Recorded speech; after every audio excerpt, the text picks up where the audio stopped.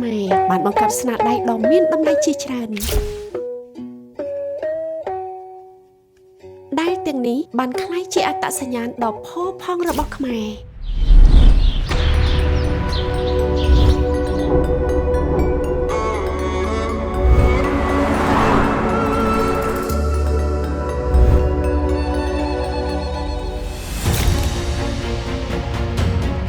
ជាមួយនឹងលក្ខណៈអំណោយផលពីធម្មជាតិបូកផ្សំជាមួយចំណេះជំនាញដែលដូនតាខ្មែរបានបន្សល់ទុក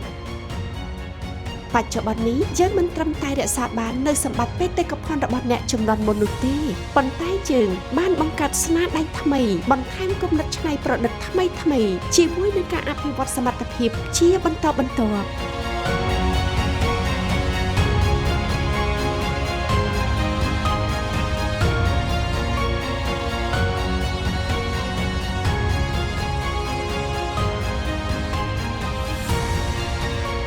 កត្តាទាំងនេះជាមូលដ្ឋានគ្រឹះដ៏រឹងមាំដែលជំរុញឲ្យកម្ពុជាបន្តបោះជំហានទៅមុខដោយទំនុកចិត្តនិងក្តីសង្ឃឹម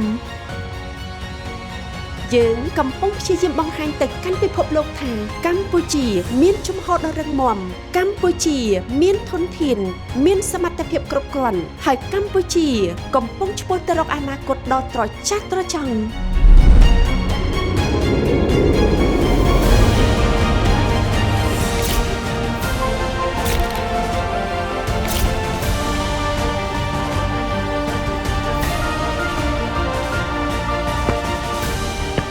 ជំហាននៃការរីកចម្រើនទាំងនេះគឺបានមកពីការសាមគ្គីភាពរបស់ប្រជាជនខ្មែរការគាំទ្រផ្សព្វផ្សាយនៅអ្វីដែលជាស្នាដៃរបស់ខ្មែរយើងឲ្យរុនថើនទៅកាន់ពិភពលោក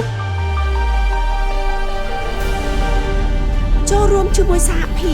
ព័ន្ធយុវជនកម្ពុជា